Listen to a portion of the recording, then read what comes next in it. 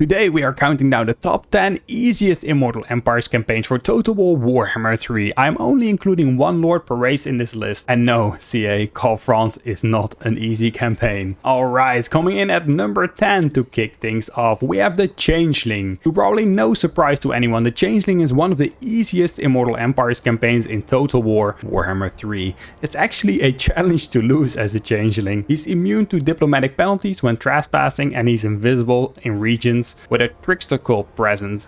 He starts in Stirland and his objective is to win 2 grand scheme battles. It might look a bit overwhelming at first, but you can take your sweet time to do whatever it takes to be the ultimate nuisance to your enemies. You can complete schemes all over the map, so just pick whatever region you like with the easiest enemies and win the campaign. To top it all off, he can change into every legendary lord and hero in the game. The only thing you have to do is defeat them, form an alliance with their faction or complete certain schemes.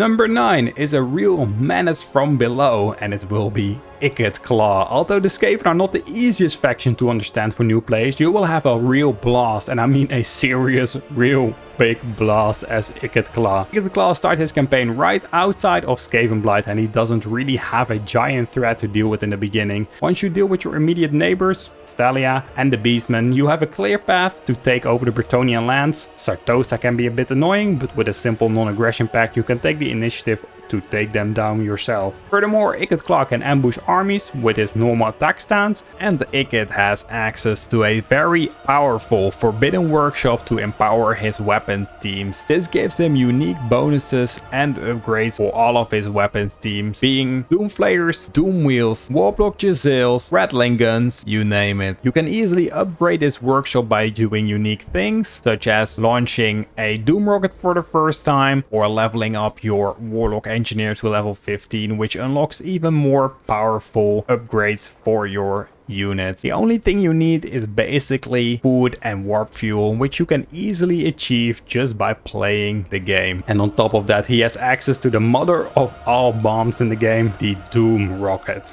Coming in at number 8, we have Wurrzag. The great green prophet of the bloody hands is a force to be reckoned with. He boosts the resistance and charge bonus of his savage orcs by a whole lot and reduces their upkeep. He furthermore has access to powerful magic spells to obliterate his enemies. He spawns in the Badlands with a lot of green skin factions around. When defeating their leader, he can confederate them, so there's a massive potential for quick growth. Not only that, but he also has access to powerful Was, which can contain savage orcs and double the army of Wurrzag on the field. You do not have to deal with a bunch of overpowered legendary lords. The only one to really look out for is probably Thorgrim before you can storm the gates of the Empire. At number 7, we have the king of Aethelorn himself, Orion. Orion's campaign, in my personal opinion, is really chill to play. He starts off at war with Paravon, and the only real threat he is facing is the slow growth of his Oak of Ages. He can field amazing armies, allowing him to kite his enemies all over the map. He reduces the upkeep costs of his army for each active war by 8% and 4% for his subsequent armies. So don't be afraid to help your allies out in their war against evil. He has access to a different movement stance to traverse over terrain, which is called the World Route stance, which he also boosts by 50%. The buffs he gives his cavalry in the form of weapon strength and charge bonus allows him to easily outflank his enemies and demolish their backline. He can also use the deep roots to teleport to magical forests all over the map. Clearing out hostile regions around these forests will heal them and give you buffs for all regions and armies. The buffs can stack and make your faction incredibly powerful. Coming in at number 6, we have the Lich King, Arkhan the Black. Arkhan has an amazing start with +1 army capacity. This allows him to very quickly scale his forces and take over the surrounding settlements, snowballing him out of control. With the only threat close to him being Rapans, it's no surprise he's on the list.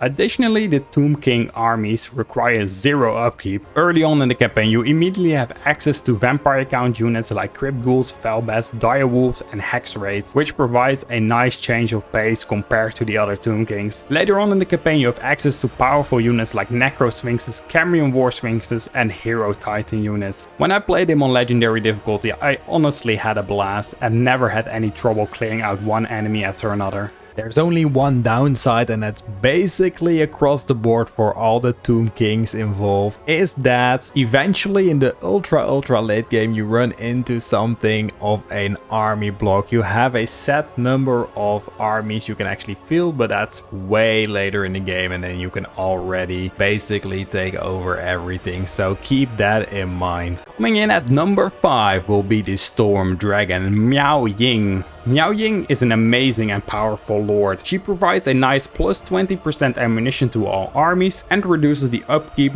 of missile infantry by 50%. She starts at Nangao in the corner of Cathay, and in the early game she only really needs to worry about establishing a good foundation to break out of Cathay and deal with whatever faction lay beyond the Great Wall. Some further threats are down south, like Snitch. A good thing about her is that Cathay is relatively safe and it's easy to defend once you take control of the Great Bastions. On top of this, she can turn into a freaking dragon. How cool is that? Now coming in at number 4, one of my personal favorite factions is the ever-chosen himself, Archaon. Archaon's campaign is just a blast to play and it's relatively easy. Once you take down Boris Ursus early on, which I made a guide for that's up on the channel, you can basically do whatever you want. You want to burn down Kislev, the Empire, or vassalize the other races, it's all possible. He really isn't contested in the region. Archaon himself is an incredibly powerful lord, having access to a wide array of spells, and he boosts the weapon and missile strength of his army by 3% per rank achieved. And on top of that, he gives them 5% ward save as well. Later on in the campaign, you can just spam aspiring champions and they will rip through everyone. Definitely have a go at this campaign if you feel like you need to let go of some steam. And now, what you all have been waiting for, the top 3 in my opinion. Number 1 will surely be a surprise for most of you, but first, coming in at number 3 will be Tyrion. Tyrion is basically my go-to campaign when I haven't played the game in a while. He starts off in the south of the Donut of Ulthuan, surrounded by High Elves. He can take care of the Dark Elves in 3 turns, which I happen to also make a guide for on the channel, and from there you can basically build up your empire. Some small nuisances to take care of are the Greenskins to your east and the Vampire Coast to your south. Tyrion's campaign can teach you, if you are a new player, the basics of the campaign with his archers, spearmen and cavalry. Later on in the campaign you can confederate the rest of the legendary lords thanks to the intrigues at court, and to top it all off, you are part of the Order Tide. You have a lot of allies to fall back on. Definitely give Tyrion a try if you are struggling. This might be a surprise to some of you, because quite honestly most people would consider him the easiest campaign in the game, but I think one is even better. Coming in at number 2 will be Gor-Rok. The main reason is obviously Lord Kroak. This hero is so insanely strong and he can obliterate thousands of enemies in a single battle. The best thing about Lord Kroak, quite honestly, is that you get him for free. You have to do absolutely nothing. Gor-Rok just spawns with Lord Kroak, whereas other lords have to do some quest battles to actually get Lord Kroak, and he starts off with all his items already equipped. That's so overpowered. Skaven cannot touch you this way, and Gor-Rok himself is also quite the powerful lord. He is a really strong fighter, and together with Lord Kroak he is basically unbeatable. He gives his army more missile resistance, and his unique right buffs his Sauruses, and he gives his units more mass as well. The unit mass probably coming from eating too many Skaven. Gor-Rok starts in the jungle of Lustria. Early on you have to deal with Lord Skrolk, which is so fun for Lord Kroak, he eats them for breakfast.